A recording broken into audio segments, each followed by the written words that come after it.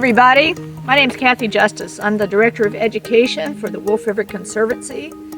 Our organization helps to protect the Wolf River as a sustainable natural resource. And you can see the Wolf River right here behind me. I'm out in Fayette County right now where the Wolf River is very clean and healthy. How do we know that? Well, we can do lots of different kinds of tests, but it's also important to simply observe the place where you are. The Wolf River here in Fayette County flows through these extensive wetlands, which are full of wetland trees, like these bald cypresses right here. And there are many other kinds of plants which will be green in the spring and summer. Of course, it's January right now. So we know that wetlands help to keep water clean. That's one clue that this is a great spot. And we also know that lots of different kinds of plants can support lots of different kinds of insects and other animals. For example, there are over 250 species of birds which have been seen in this area. And they wouldn't be here unless there was plenty of food and lots of clean water to drink. So this part of the Wolf River has lots of wetlands, it's great wildlife habitat, and its water quality is very good. That means that the things that live in the water are also very healthy, and there are many different kinds. This part of the river is considered natural. This is the way the river is supposed to look naturally. It has lots of natural curves, it has lots of plants in the water. So now we're going to go visit the river where it flows to the city and see how it compares.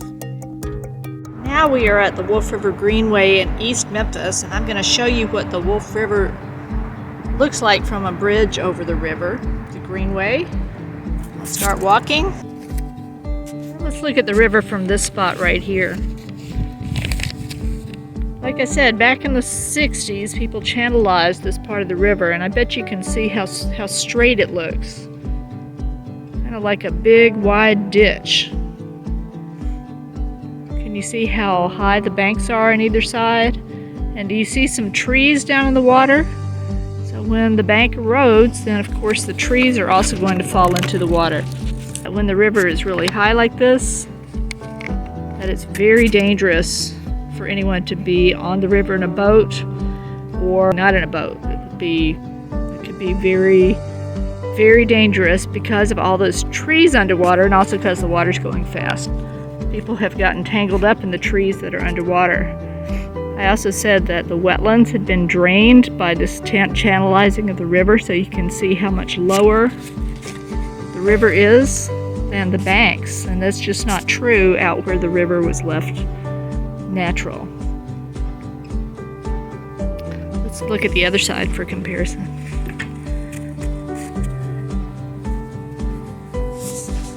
Yeah.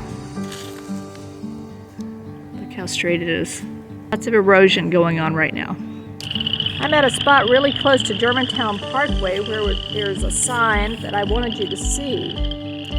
So besides channelizing the Wolf River, there were factories in Memphis which put some dangerous pollution into the water a long time ago. Some of these chemicals, like mercury, lead, and chlordane, don't ever break down or go away. They get inside all the living things, from tiny worms and bugs to the big fish instead. And if people eat those fish, they get those chemicals inside of them as well.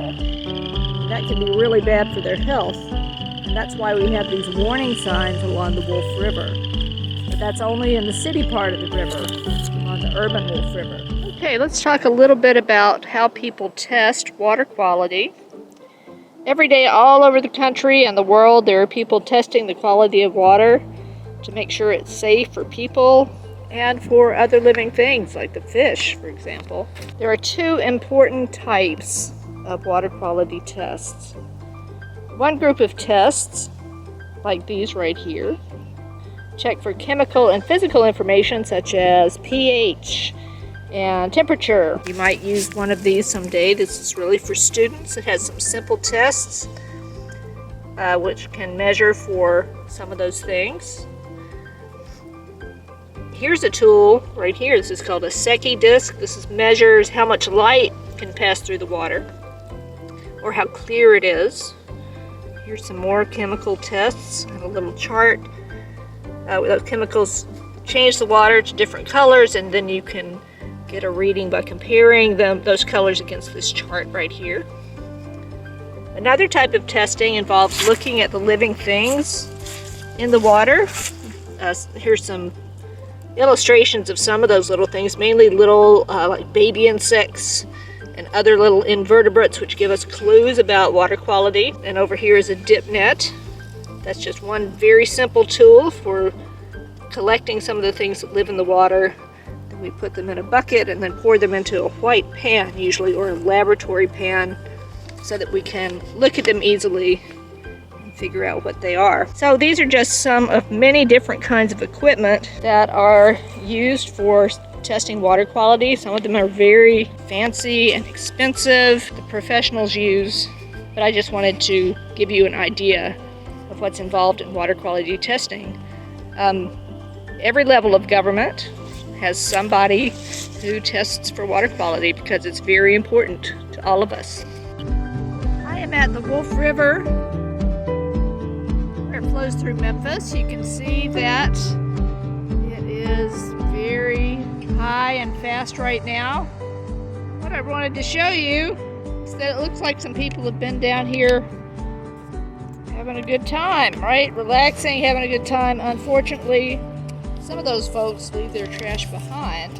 And that trash, if the water is a little higher, can certainly end up in the river. It looks like some of it has already spent some time in there before it got deposited here. The fact is that trash from any part of the city can travel through the storm drains on the street into the river. The biggest water pollution problem in the Memphis area is what we call stormwater pollution. It's what washes into the river when it rains. That can be lots of trash, of course, but also oil off the streets and yard chemicals, right? It ends up in the river, and it doesn't just stop there, right? Because this river right here is a tributary to the Mississippi River. So it will carry a lot of that trash to the Mississippi, and from there it's going to end up in the ocean. So one of the best things that you can do to help keep the Wolf River clean is to pick up litter before it becomes water pollution. Thanks everybody for helping me explore the Wolf River today. I hope you can visit the river and the Wolf River Greenway in person one day soon. And until then, please help me keep the Wolf River healthy and clean and beautiful. See you later.